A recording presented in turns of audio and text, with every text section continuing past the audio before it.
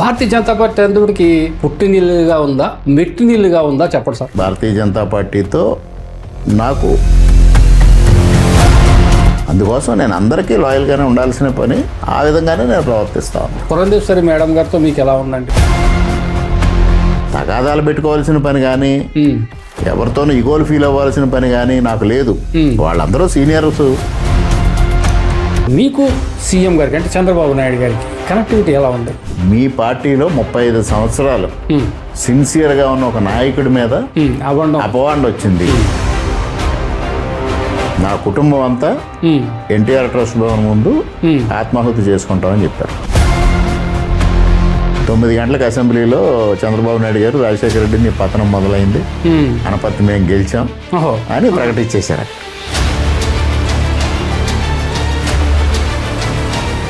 14లో మీరు ఎమ్మెల్యే అయ్యారు, ఆయన ఎంపీ అయ్యాడండి. 5 సంవత్సరాలు ఎంపీగా ఆయన మీకు అసలు ఏమీ సహకరించలేదు అనేది బహిరంగ రహస్యం. ఒకసారి అయిపోయిన తర్వాత ఎక్కడ ఇంకేం సమస్య లేదు. ఓటమి సక్రమంగా జరగాలి, ఈ 3 పార్టీల కలయిక బాగుండాలి అనుకుంటే నువ్వు నా మాట విని నా కోసం నువ్వు పార్టీ మారు అని అన్నారు.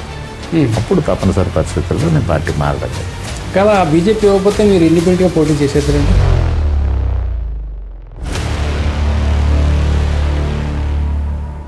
నరేంద్ర మోడీ గారికి చంద్రబాబు నాయుడు గారంటే నమ్మకమా, పవన్ కళ్యాణ్ గారంటే నమ్మకమా? చంద్రబాబు నాయుడు గారు ఎక్స్పీరియన్స్ వేరు కదండి.